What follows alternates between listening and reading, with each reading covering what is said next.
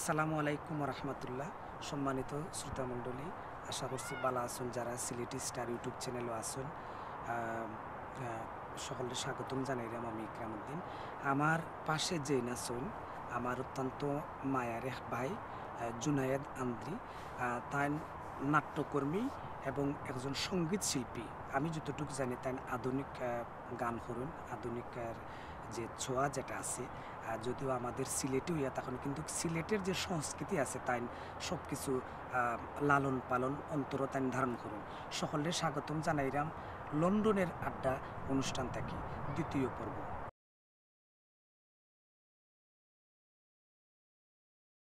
জুনায়েদ, তোমার স্বাগতম আমার ইউটিউব চ্যানেল লন্ডনের আড্ডা এই অনুষ্ঠান থেকে।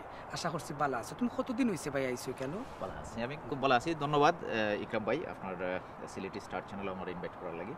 আমি লন্ডন আছি, ইংল্যান্ডে আছি বিশেষ করে 2012 থেকে। আচ্ছা, ভেরি গুড। 2012।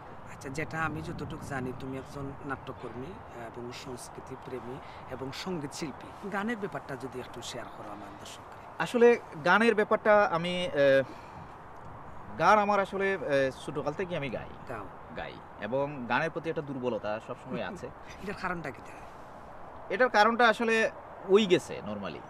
যখন খুব ছোট আসলাম তখন প্রাইমারি স্কুলে যখন পড়তাম তখন ওই যে জাতীয় সঙ্গীতগুলো যখন গাওয়া হইতো তখন আমারে দিয়া গাওয়ানি হইতো।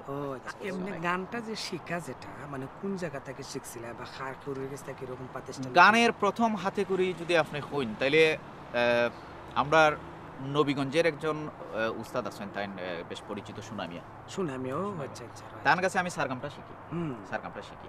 তখন যখন আমি ঢাকা মুভ করলাম তখন ইউসুফ চৌধুরীর নামে ছায়ানটের একজন টিচার, তার বাসাত গিয়ে আমি বেশ কিছু গ্রামার ঢাকাত কেন মুভ করছিলে? ঢাকাত আমার লেখাপড়ার পর। আচ্ছা আচ্ছা। তো কেন মুভ করার পরে ইউসুফ চৌধুরীর কাছে গ্রামারটা হাতে করি হয়। যখন আমি সিলেট মুভ করলাম তখন কৃষ্ণদার কাছে আমি বেশ কিছুদিন তালিম নিলাম এবং ওইখান থেকেই আমার অনেক গানের হাতে করি আর কি। আচ্ছা। সো এরপরে তো আর লন্ডন আইলাম, লন্ডন আওয়ার পরে তো আর গান ওইভাবে শেখার কোনো সুযোগ নেই। তবে আমি যতটুকু জানি সুনামি আছে তাই নইলে একজন বাউল শিল্পী, কিন্তু তুমি গান করায় কিন্তু আধুনিক গান। এবং আমি ওইটা একটু শেয়ার করব। আমি যতটুকু জানি এই লন্ডনের মাটিতে একটা প্রতিযোগিতা হয়েছিল, তো প্রতিযোগিতা তুমি মানে দ্বিতীয় স্থান অধিকার করছিলে 2015। আচ্ছা, তো এখন হইল বাউল শিল্পীর কাছ থাকি বা বাউল গানের প্রতি না গিয়া আধুনিক গানে যাওয়া, এটার ব্যাপারে যদি একটু। বাউল গানটা আসলে আমার ভালো লাগে। আচ্ছা, কিন্তু আমার কাছে প্রথমে যখন আমরা যখন ছোট ছিলাম, আমরা যখন ছোট আসলাম তখন আমরা কিন্তু বড় হয়েছি, কিন্তু আমরা মুজিব পরদেশির গান শুনি। আচ্ছা আচ্ছা। আমরা বড় হয়েছি আশরাফুদ্দাসের গান শুনি।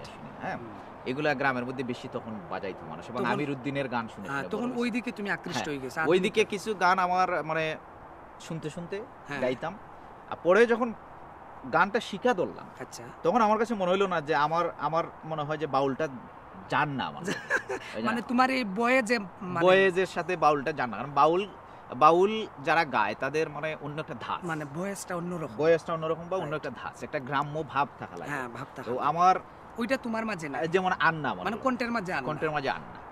সেই সময় আমি আধুনিক গানের প্রতি একটু দুর্বলতা না, কিন্তু গানটা যেহেতু তোমার মানে তুমি লাইক করবা, পছন্দ করো, গান গাইতেই যার কারণে আধুনিক গানটা আমি গাইলাম এবং এলাকার মাঝে তখন মানুষজন গানগুলো শুনতো, আমার গানগুলো ভালো লাগতো মানুষ ইন্সপায়ার করছে এলাকার অনেক মানুষ এবং আমার টিচারও আমার গানের খুব ভক্ত আছে। আচ্ছা, এই দেশের কথা যে কইলাম, তুমি কোন চ্যানেলও জানি একটা কিতা হইছিল? এটা বাংলা টিভির চ্যানেলও তারা একটা প্রোগ্রাম করে 2015 তারা একটা কম্পিটিশন করছে। আচ্ছা, তো ওইটা বার্মিংহাম, আমার কিছু ফ্রেন্ড বন্ধু এরা ইনভলভ আসলে। তো তখন তো আমি এই দেশে প্রায় নতুন হয়, তখন তারা আমার কইলা যে তুমি একটু পার্টিসিপেট করো। তো পার্টিসিপেট করার পরে তো সারা ইউরোপের মধ্যে মনে করেন যে আমি মানে এটা সেকেন্ড স্থান অধিকার পেয়েছি গানের মধ্যে।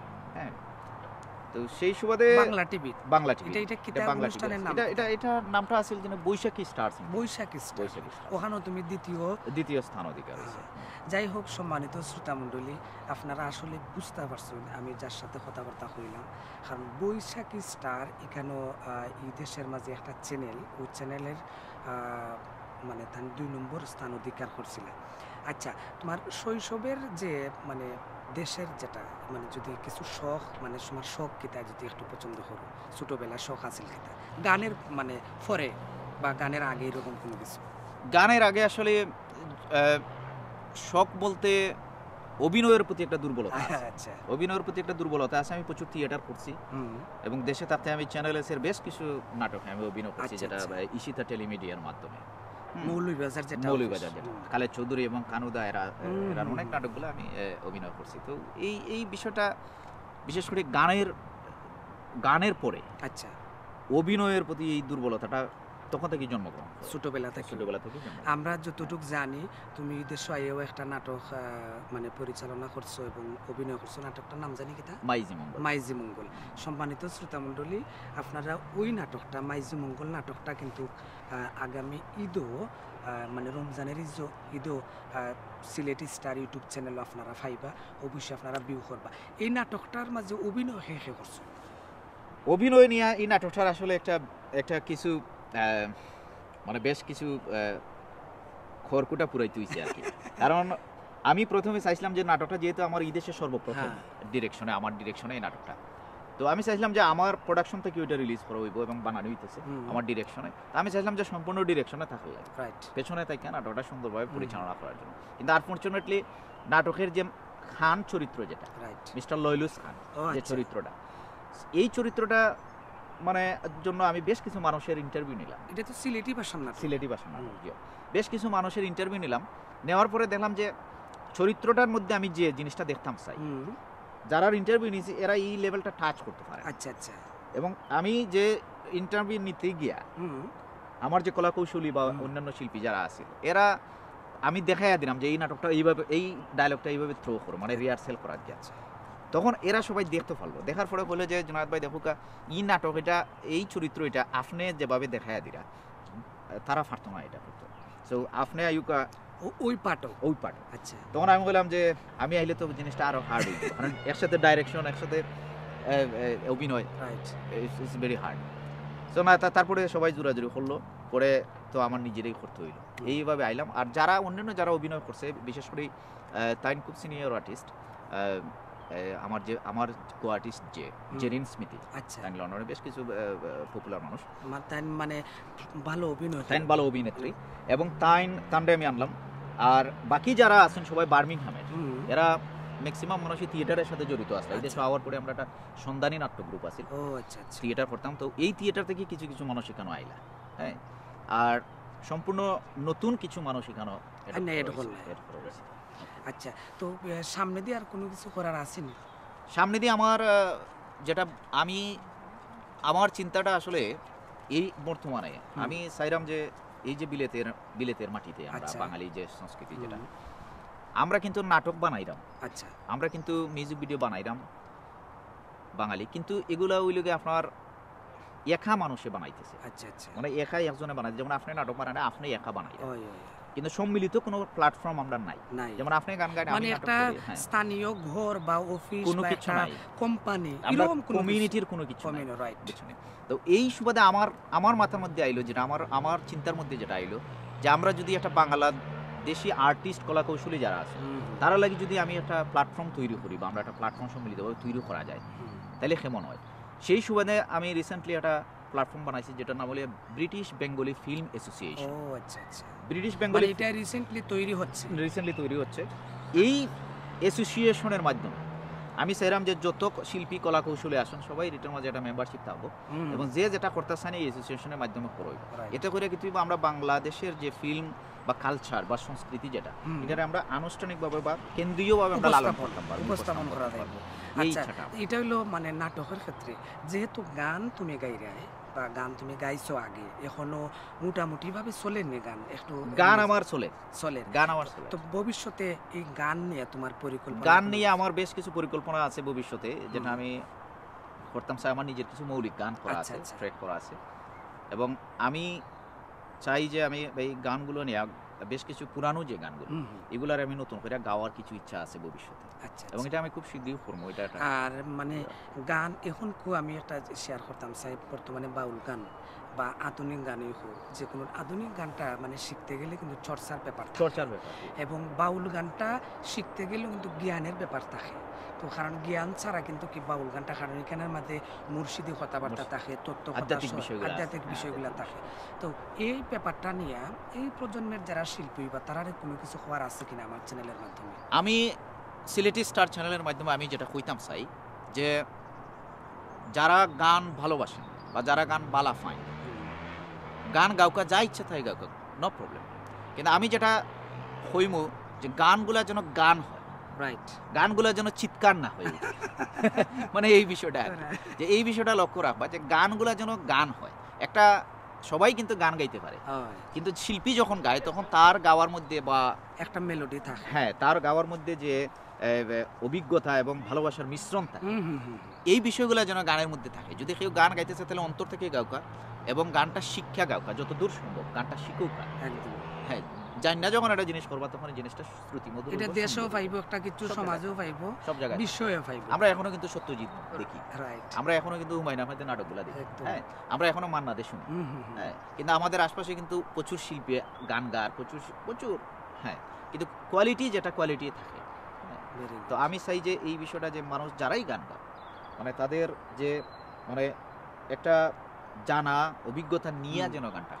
আজকে তুমি 7-8 বছর ধরে তুমি দেশে আছো, তোমার গ্রাম বা আমরা, তুমি তো নবীগঞ্জের, আমিও নবীগঞ্জ, এই খেলা আমরা তো এই খেলা। বাট আমি একটা জিনিস শেয়ার করি, মানে জুনায়েদের ভাই একজন বিশিষ্ট শিল্পী বাংলাদেশের, আমার ফ্রেন্ড, আমার ঘনিষ্ঠ ফ্রেন্ড, আমার ছোটোবেলার ফ্রেন্ড।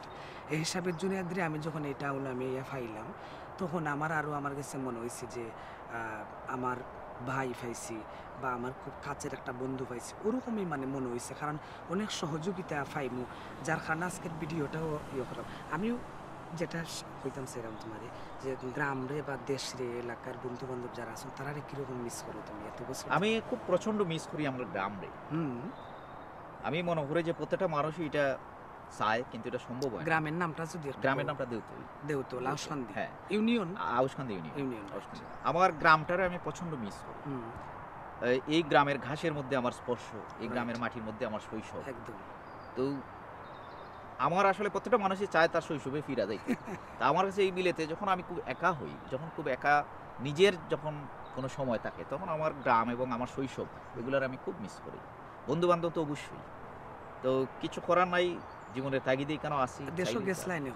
আসার পরে আর আমার যাওয়া হয় নাই, একবারও আমি গেছি না। এই কারণে আওয়ার পরে আমি এই দেশে স্টাডিতে ভর্তি গেলাম। আমার প্রফেশনাল যে স্টাডি যেটা আছে এটা কমপ্লিট করলাম। এরপরে আমার যে নিজস্ব একটা কোম্পানি আছে, যেটা আপনি জানেন, কোম্পানি এস্টাবলিশ করতে গিয়ে আমার সব কিছু মিলে আর যাওয়া হয়েছে। যাই হোক, সম্মানিত শ্রোতামণ্ডলী, আপনাদের অসংখ্য ধন্যবাদ জুনেদ। আমার চ্যানেলের মাঝে লন্ডনের আড্ডা, আমি দ্বিতীয় পর্ব আজকে তোমার নিয়ে করলাম। আর এর আগের আর একটা পর্ব আছিল আমার আর একটা চ্যানেল আছে ইকরামউদ্দিন, যেটা আমার নামে আছে। আর এই চ্যানেলটা আমার সম্পূর্ণ নাটকের আছিল, বাউল গানের আছিল। তারপরে আমি নাটকের তৈরি করলাম, যেহেতু আমি চিন্তা করলাম যে আমারও যেহেতু একটা চ্যানেল আছে তাহলে এখানেও করি। তো লন্ডনের আড্ডা আমি চাইলাম যে ওইভাবে কিছু জানা যায় কিনা যারা প্রতিষ্ঠিত আছো নাসলা বাংলাদেশ বা এই হিসাবে আজকে মানে তোমারে ফাইলাম। আর এতটুকু সময় দেওয়ার লাগে বাইরে ভাই, কৃতজ্ঞতা, সুস্থ থাকো, ভালো থাকো, থ্যাংক ইউ। যাই হোক, সম্মানিত শ্রোতামণ্ডলী, সকল ভালো থাকবা, সুস্থ থাকবা। আর আমার ইউটিউব চ্যানেলটা অবশ্যই সাবস্ক্রাইব করবা। বাউল গানের পাশাপাশি আপনারা সিলেটি নাটক দেখুকা, এবং যেটা সিলেটের ঐতিহ্য যেটা আছে, সংস্কৃতি যেটা আছে, ওটা যাতে আমরা সবে মিলিয়া দইরা রাখতাম পারি, অতটুকু থাকবো। ভালো থাকবা, সুস্থ থাকবা।